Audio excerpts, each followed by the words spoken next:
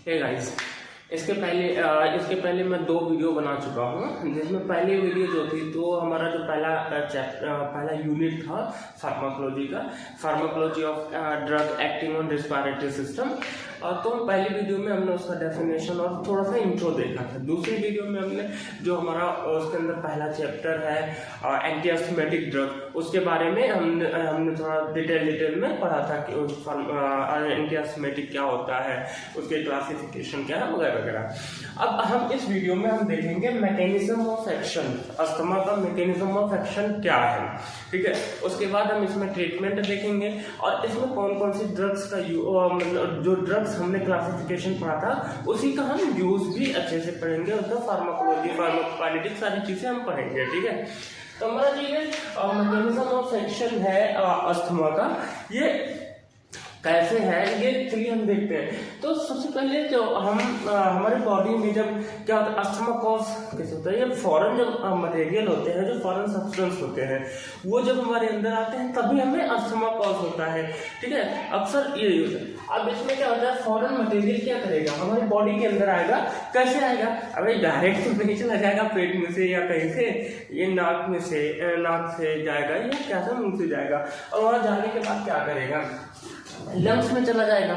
Lungs में जब जाता है तो वहां पे जाके क्या करता है, इन्फ्लामेशन कॉज कर देता है। इन्फ्लामेशन कॉज करने का क्या है, इन्फ्लामेशन मतलब ये होगा कि वहां पे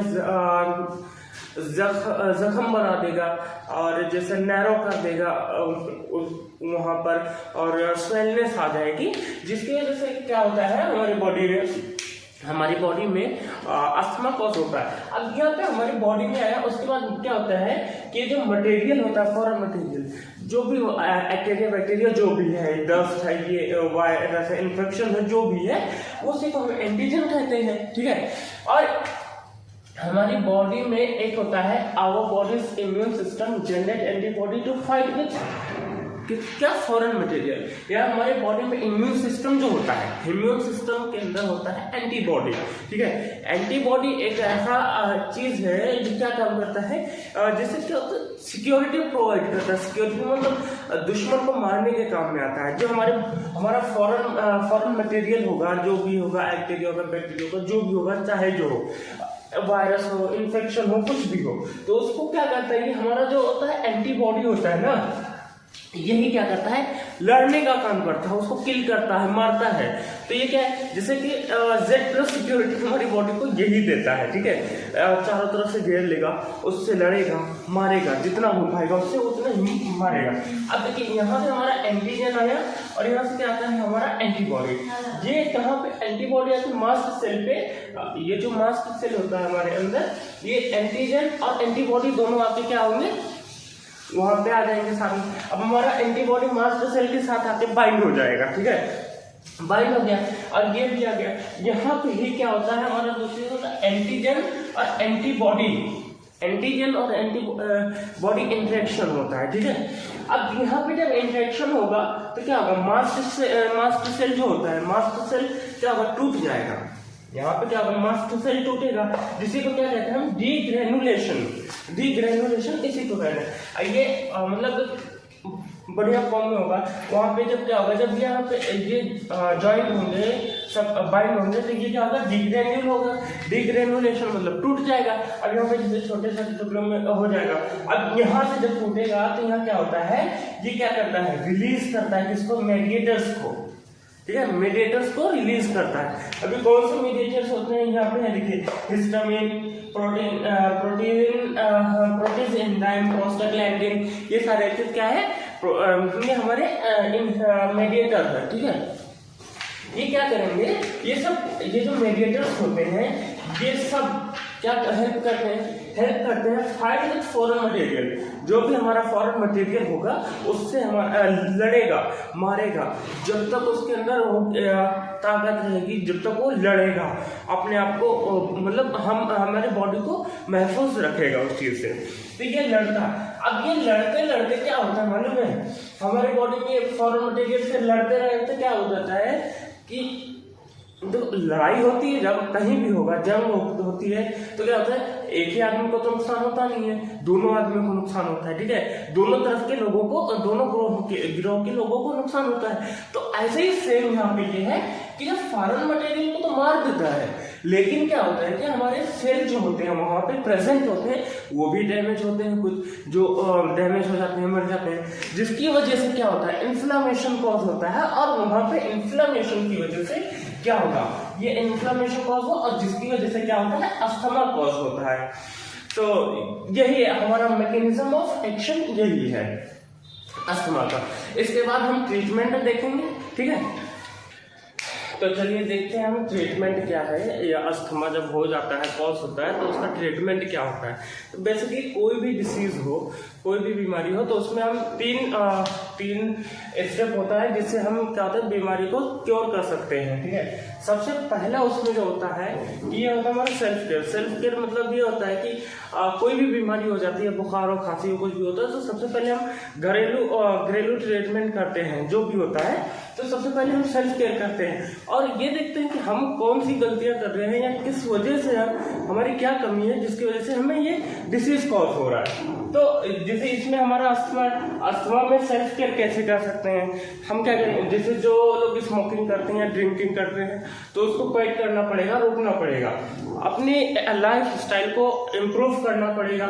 और ये हमारा होता है ना कि हमने बताया था कि इसके कौन कौन से कॉज हैं जिसकी वजह से होता है, उसमें था हमारा स्ट्रेस हो गया, ओवर थिंकिंग हो गया, ये सारी चीज़ों को हमें बंद करना पड़ेगा, रोकना पड़ेगा, तब जाकर हम सेल्फ केयर अपने आप को कर सकते हैं। दूसरा स्टेप इसमें यह है कि मेडिकेशन। अब जब मान लीजिए कि सेल्फ केयर से कुछ नहीं हो पा रहा है, यानी हमारी डिसीज खत्म नहीं हो रही, तब हम क्या आते हैं, मेडिकेशन पे आते हैं। मेडिकेशन मतलब हम ड्रग्स लेते हैं, दवाइयाँ लेते हैं कि उस बीमारी की, जो भी हमें बीमारी है उसके हम ड्रग्स लेते हैं, उससे हमारा ट्रीटमेंट होता है। और जब ड्रग्स उससे नहीं हो पाता है, तब हमारा जो लास्ट स्टेज है क्या, ऑक्सीजन थेरेपी इसमें करते हैं। जैसे मान लीजिए कि किसी को ब्लड में प्रॉब्लम हो गई, कैंसर हो गया, तो उसमें यहाँ पे ये देखा है, वहाँ पे दवा का काम कुछ नहीं हो पाएगा, वहाँ पे क्या करते हैं कि ब्लड डायलिसिस करते हैं, ठीक है। तो इसमें ये होगा, अस्थमा जब कॉज होगा तो या तो इनहेलर चलाएंगे या तो क्या करेंगे, ऑक्सीजन थेरेपी, यानी ऑक्सीजन, डायरेक्ट ऑक्सीजन प्रोवाइड करेंगे, क्योंकि उनके पास इतना ऑक्सीजन नहीं बचा है कि वो अपने आप को जिंदा रख सकें, तो इसलिए क्या करेंगे, ऑक्सीजन थेरेपी करेंगे। तो चलिए अब हम देखते हैं कि एंटी अस्थमेटिक ड्रग्स कौन कौन सी हैं, यानी अस्थमा में कौन कौन सी ड्रग्स यूज की जाती हैं। तो जैसा कि मैंने पहले ही बताया था, क्लासिफिकेशन मैंने बता दिया था कि उसमें 4-5 टाइप के अलग अलग क्लासिफिकेशन है। उसमें सबसे पहला जो क्लासिफिकेशन था क्या था, ब्रोंकोडायलेटर्स। अब ये ब्रोंकोडायलेटर के अंदर क्या सब डिवाइडेड 3 पार्ट्स थे, क्या था, बीटा 2 सिम्पथोमाइमेटिक, उसके बाद है मिथाइलजैंथिन एंड एंटीकोलिनर्जिक, ये 3 अलग अलग इसके अंदर है, ठीक है। अब ये देखिए, अब बीटा सिम्पथोमाइमेटिक में ये हमारी 4-5 ड्रग आती है, इसमें 3-4 ड्रग है, इसमें 2 ड्रग है, ठीक है। अब ये बीटा 2 सिम्पथोमाइमेटिक में क्या है, साल्ब्यूटामोल है, टर्बिटोलिन है, बेंमेट्यूरोल है, सल्मेट्रिरोल है, और ये क्या है, फॉर्मोटेरोल है, ठीक है। और मिथाइलजैंथिन के अंदर क्या है, थियोफैलिन, अमीनोफैलिन, कोलिन थियोफैलिन, हाइड्रोक्सी इथाइल थियोफैलिन, डोक्सोफैलिन, ठीक है। ये देखिए, इसका तो हमने बहुत बार शायद मेडिकल पे या हमने कहीं इंटर्नशिप किया है या कहीं किया, तो हम इसका यूज तो जरूर देखे होंगे। अक्सर ये क्या होता है, जिसको सांस लेने में प्रॉब्लम होती है उसको तो ये अक्सर चलाई जाती है ये दवाई। उसके बाद एंटीकोलिनर्जिक्स क्या है, ये मतलब ये कॉमन है, ऐसा नहीं कह रहा हूँ कि यही खाली चलाई जाती है, ये कॉमन है, मतलब ये चलता है अक्सर, ठीक है। उसके बाद एंटीकोलिनर्जिक में हमारे 2 ड्रग है, इप्राट्रोपियम ब्रोमाइड और दूसरा क्या है, टायोट्रोपियम ब्रोमाइड। ये हमारे क्या था, पहले क्लासिफिकेशन, मतलब जैसे हमें एंटी अस्थमेटिक में 5 टाइप के ड्रग अलग अलग क्लासिफिकेशन थी, 5 क्लासिफिकेशन थी, उसके अंदर हमारा क्या था, ब्रोंकोडायलेटर के अंदर क्या है, 3 सब डिवाइडेड पार्ट है, इसमें 5 ड्रग है, इसमें 5 ड्रग है, इसमें 2 ड्रग है। गाइस, हमारी पहली क्लास थी ब्रोंकोडायलेटर। अब ब्रोंकोडायलेटर के अंदर 3 क्लास है, ठीक है। अब इसमें हम एक एक करके एक के बारे में पढ़ेंगे। सबसे पहले देखिए, ब्रोंकोडायलेटर क्या होता है। ब्रोंकोडायलेटर मैंने पहले भी बताया था, ब्रोंको मतलब देखिए, ब्रोंको मतलब होता है ब्रोंकाई, डायलेटर मतलब डायलेट करना, मतलब जो ब्रोंकाई होता है, ब्रोंकाई को क्या करना, डायलेट करना।